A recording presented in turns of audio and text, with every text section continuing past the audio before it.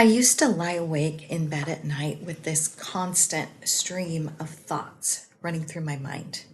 I would be thinking about all the things that happened during the day, like all the things that I should have done differently, the things I forgot, the things I regret. And then there were the thoughts of worry about what's happening tomorrow or next week or next year. And before you know it, I'm just the main character in these stories. Yoga Sutra 1 2 in the Yoga Sutras talks about stilling the mind. It states that yoga is the stilling of the fluctuations of the mind stuff. And it sounds pretty easy, right? Just still your mind, just disengage from the thoughts. But it's one of the most challenging and most transformative practices that you can engage in. Because the mind doesn't just stop, it tells stories constantly. It tells the stories about who we are, about who we're not, stories about what might happen and what's already happened on repeat. And for most of my life, I was stuck in that loop. I grew up with this deep underlying feeling that I wasn't enough. No matter what I seemed to accomplish or how much I achieved, there was always this quiet voice in the background saying, "It's not quite right. You could have done better. You should be more."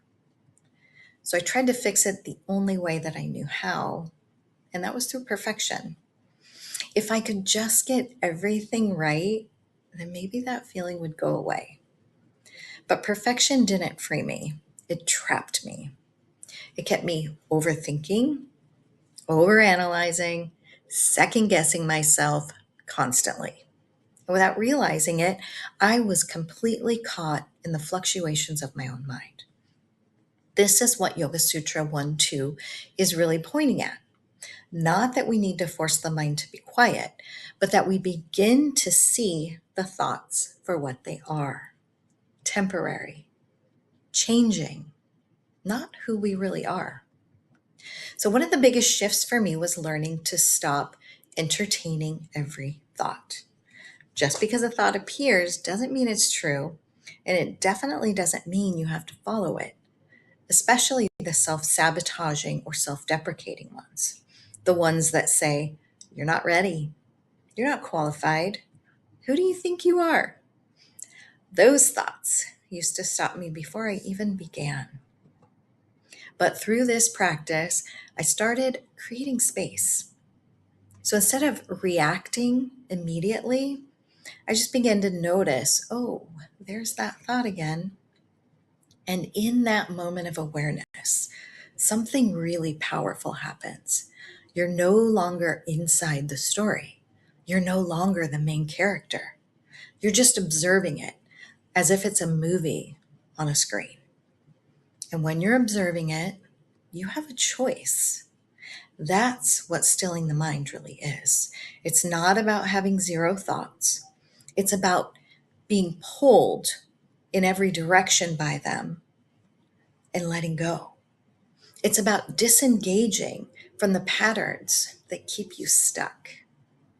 For me, one of the hardest patterns to break was perfectionism because it looked a lot like discipline, like high standards. But underneath it, it was just fear of not being enough, fear of being seen, or fear of not being seen, fear of getting it wrong. And that fear, it kept me from moving forward in a lot of ways. It kept me stuck in my head instead of in my life. So, what I've learned is that sometimes growth isn't about doing more, it's about getting out of your own way, letting go of the constant mental noise, and letting go of the need to control every outcome, letting go of the story that you're not enough. Because underneath all of that, there's this stillness, this part of you that isn't caught up in any of it, a part of you that's already whole and perfect. And the more you connect to that stillness, the less power those thoughts have. They might still arise, but they don't define you, they don't control you, and they certainly don't stop you. So if you take anything from this thread, let it be this. You don't have to believe every thought you think. Create space, observe, and gently come back to the place of stillness within you. That's where your clarity is. That's where your peace is. And that's where your truth is.